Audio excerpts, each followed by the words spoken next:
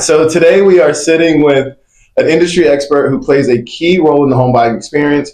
If you've ever been interested in knowing more about the essential parts of the home buying experience other than the real estate agent, this video is for you. So at this time, I'm going to introduce Devin Kelly. So I'm Devin Kelly with Residential Inspector of America. We've been in business for over 30 plus years in the Atlanta metro area. Done over about 300,000 inspections here in the area as well. So just here, gonna try to help you guys out and give as much information as I can to assist you. All right, perfect.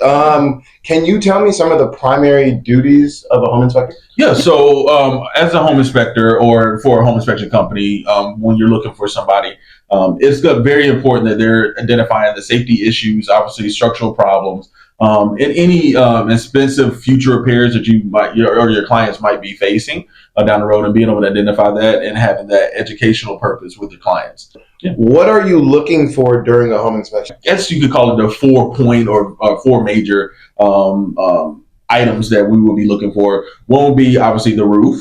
We're going to look at HVAC. We're going to look at plumbing, and then we're also going to look at the electrical system. So those will kind of be your 4 major items. Outside of that, we still are going to look at some of the cosmetic things that are going on with the home. We're going to look at the exterior, like the drainage, making sure that the water's draining away from the house properly.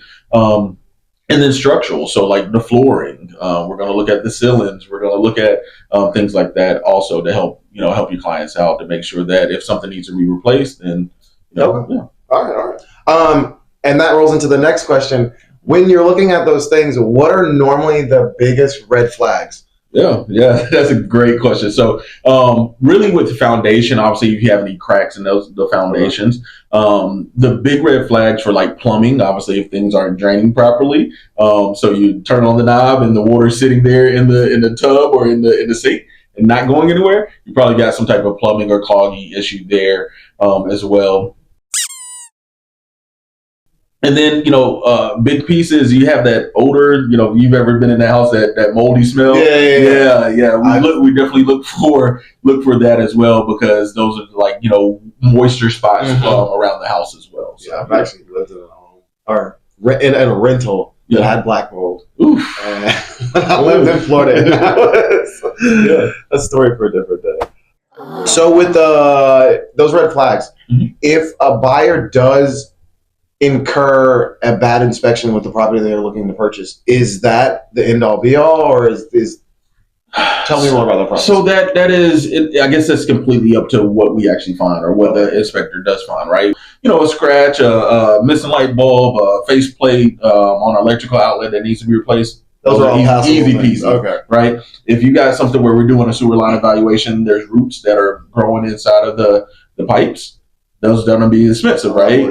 If we find that there's pests or termites, something that might be expensive, right? Especially if you have somebody a live pest or a live rodent that's in the house that's trying to get that removed, it could be costly at that point. With termites, I mean, the more more property you have, the more it's going to cost to remediate them. So I can understand that. And you actually answered the next question as well, I think, but you can elaborate on it more. What are the differences between a major issue and a minor fix? Because I don't lose. You know what I'm saying? All I do is win. And I think you said it was like more cosmetic versus something that requires a large amount of investment to fix. Exactly. Yeah, I think, obviously, and I just bought a home not too long ago, but as I was walking through, I was like, okay, is that something I can run down to Home Depot myself and DIY and do it myself? Or, this is also something that I know, my agent was able to get some concessions as well. So and then guess what? I was able to put that money, into fixing the stuff. And I did it myself. Yeah, it fixed the problem before it was actually even a problem. One more question before I go further. What type of certifications did you have to get in order to be able to make these decisions about whether or not something's a large issue or to look further into it?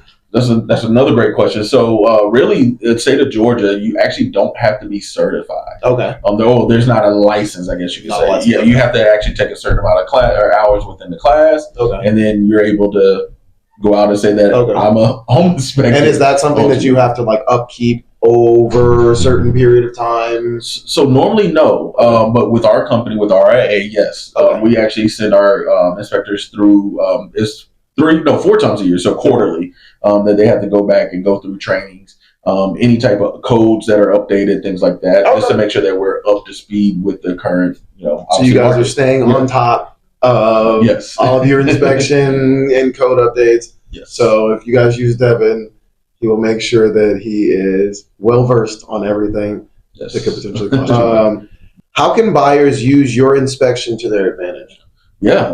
So a couple of things that we do offer free to any agent after they get the inspection is called a repair pricer. Okay. And the repair pricer is an AI generated report. It gives you the range of prices for what it's going to cost to actually, make the repairs in the home. So as your agent or as an agent, you're able to go back, use that report, put it in your ATAG. I've seen people snip the pictures and take things out of the report and send it over, and be able to negotiate, obviously a higher, fee or seller's concessions, I guess it's called, right? Yeah. You're also able to, maybe it is that much that you do need to actually walk away, right? And it shows you realistically like the dollar signs that are equated to that. Exactly. Did you happen to use that program when you were getting your seller's concessions for your own house? Yes, okay. Yes. My agent was able to do that. It was about $10,000 that they were able to get off. $10,000. That's It was a down payment. Yeah, exactly.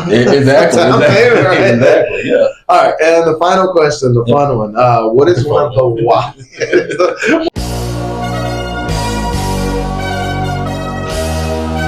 What is one of the wildest things you found in a home inspection? Yeah.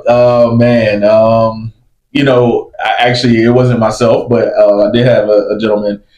He was walking down as a 100-plus-year-old home, moved some stuff out the way or whatever else down in the basement, and found that there was a little tunnel. So he opened up a door. It was like a little crawl space almost, and it was a tunnel that led back out to the street. How far down, in the underground, was this tunnel? Man, I'm not sure how far underground, but it led back out through the woods, we're behind the house. How far? And the people that actually live there, the current clients that actually live there, they have been in the house for 60+ years and never knew it was there. That's strange. Yeah. Yes. Yep. Little bootleggers tunnel. Yeah. Either that or they had some visitors that they just never knew were in the basement. Oh man, that is very interesting.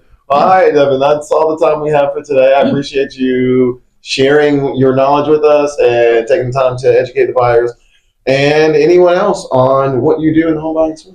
Perfect. Well, I appreciate it. And again, Devin Kelly with Residential Inspector of America. You guys can reach me 404-383-2288. All right. Thank you. Yeah. Thanks, sir. Yeah. Cool.